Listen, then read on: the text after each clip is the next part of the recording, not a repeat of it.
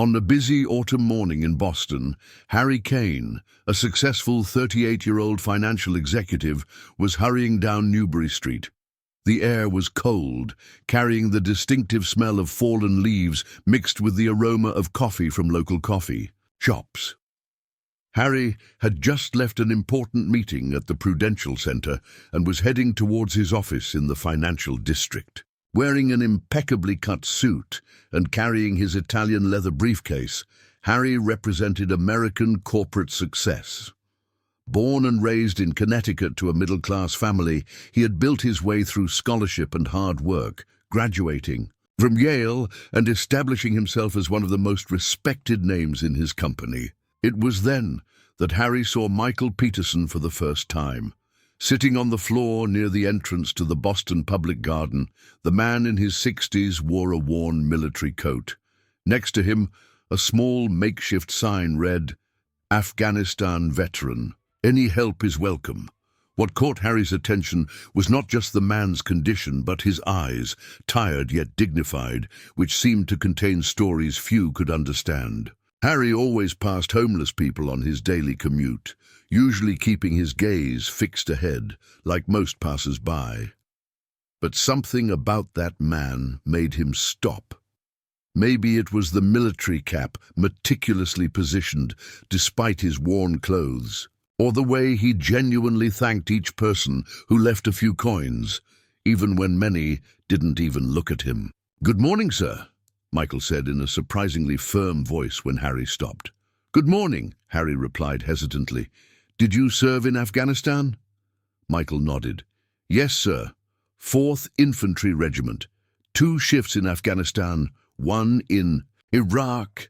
A brief conversation ensued, during which Harry discovered that Michael had lost contact with his family during his service and, after being discharged with a back injury, faced difficulties in reintegrating into civil society. The veteran's healthcare system had failed him in several ways, and a series of misfortunes brought him to the streets of Boston 3 years ago. As Harry listened, something changed inside him. He thought of the empty apartment he had recently bought as an investment in the Beacon Hill neighborhood, a property he planned to renovate and sell for a profit. He looked at his Rolex watch, present for his exceptional performance in the last quarter, and then back to Michael. "Would you like to have a coffee?" Harry asked, surprising himself with the proposal. Michael hesitated, clearly suspicious of the unexpected offer, but something in the sincerity in Harry's eyes convinced him. "It would be very kind, sir." What Harry didn't know at the time was that that simple invitation to a coffee would completely change the course of both lives. In the cozy interior of the Thinking Cup, a traditional coffee shop on Boston Common, Harry and Michael sat at a table in the corner. The contrast between the two men was evident. Harry in his Armani suit, and Michael in his clothes worn out by time and hardship. Some customers cast curious looks, others looked away, uncomfortable with Michael's presence.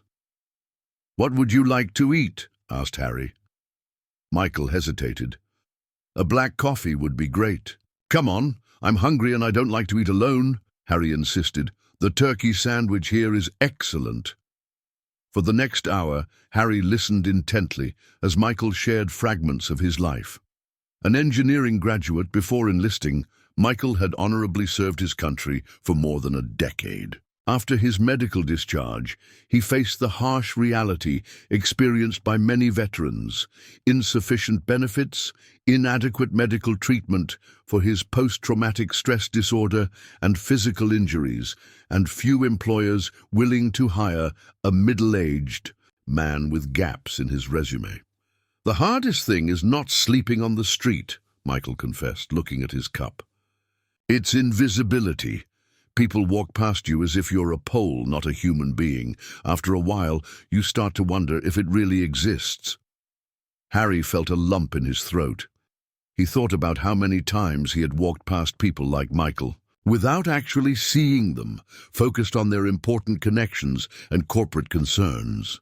When he finished his coffee, Harry made an impulsive decision. "Michael, I have an empty apartment on Beacon Hill. It's nothing special at the moment. I'm planning to renovate it, but it has hot water, electricity, and is safe. You could stay there for a while you try to re-establish yourself." The silence that followed was charged with emotion. Michael scanned Harry's face, looking for any sign of mockery or pity. "Why would you do that for a stranger?" he asked finally. Harry reflected for a moment. "Honestly, I don't know.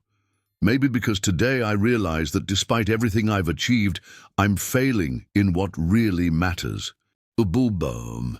That afternoon, after a few calls to reschedule appointments, Harry drove Michael to his apartment on Pinckney Street. The location was modest compared to Harry's own residence in Back Bay, but for Michael, it represented something he hadn't had in years, a safe place to call his own.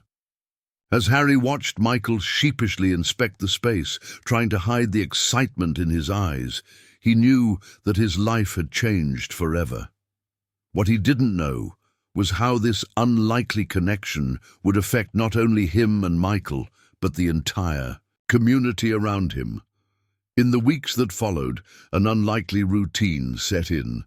Harry continued with his professional life, but now he devoted part of his mornings and weekends to helping Michael. The first challenge was bureaucratic, locating Michael's identity papers, resolving backlogs with the Department of Veterans Affairs, and enrolling him in appropriate healthcare programs. Harry was shocked by the complexity of the system and the barriers that veterans faced. He, who navigated complex financial contracts with ease, found himself frustrated with seemingly endless forms and bureaucratic requirements that seemed designed to discourage those who needed help most. How can someone without resources, a computer, or a fixed address get through all this? Asked Harry in a moment of frustration, after spending 3 hours on the phone with different government departments. Michael just shrugged. Most can't. That's why so many give up.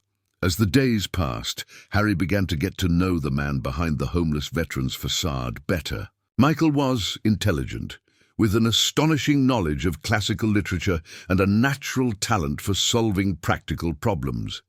His engineering skills remained intact, and he promptly helped fix electrical problems in the apartment that Harry had planned to hire professionals to solve. On a Saturday afternoon, while painting together in the living room of the apartment, Michael shared more about his family. He had a daughter, Sarah, whom he had not seen in over 8 years. Upon their return from Afghanistan, their PTSD bouts and subsequent dependence on painkillers had created an insurmountable barrier between them.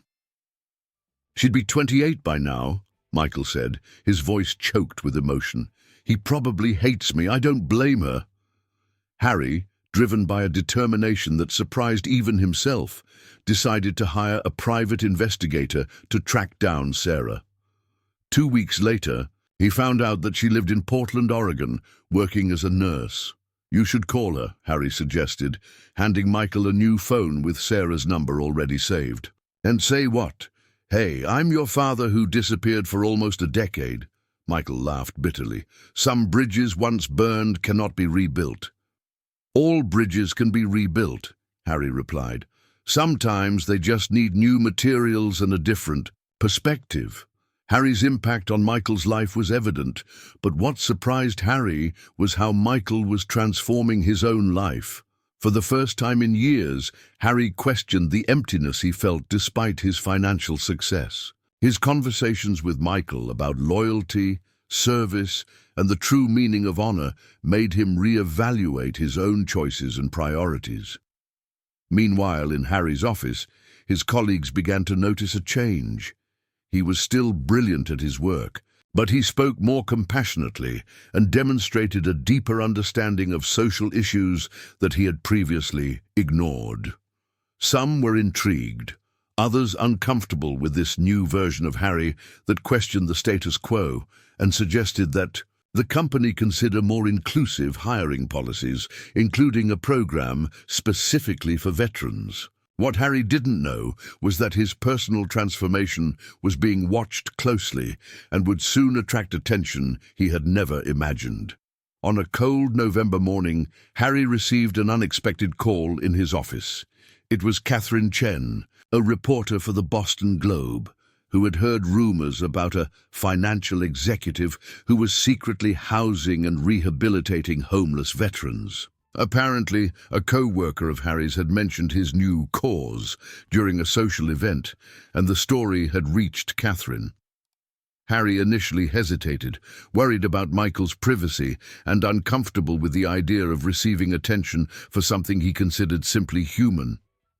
After consulting with Michael, who surprisingly supported the idea of sharing his story if it could help other veterans, Harry agreed to speak with the reporter. The article published the following Sunday, titled "Across Divisions, the Unlikely. Friendship Transforming Lives in Boston," captured the essence of the no-nonsense relationship between Harry and Michael. Catherine highlighted not only Harry's generosity, but also Michael's dignity, knowledge, and resilience, emphasizing how they had both been transformed by the encounter. The story quickly went viral, being shared on social networks and reverberating on local news programs. Within days, Harry's phone kept ringing, other executives wanting to know how they could help, landlords offering vacant properties, companies proposing partnerships for veterans reintegration programs. While dealing with the unexpected attention, Harry remained focused on what really mattered: Michael's progress. With proper treatment for his PTSD, regular physical therapy for his back injuries, and the safety of a home, Michael began to flourish. He volunteered at a local community center that offered repair services for the elderly, and his technical knowledge soon made him indispensable. It was during one of these volunteer sessions that Michael met Eleanor, a 58-year-old retired teacher who coordinated the program. The connection between them was immediate and deep, a friendship based on mutual respect that slowly began to evolve into something more. Meanwhile, after weeks of encouragement from Harry, Michael finally mustered up the courage to call his daughter. The initial conversation was brief and uncomfortable, but Sarah didn't immediately hang up as he had feared. In fact, she admitted that she had tried to meet him years ago.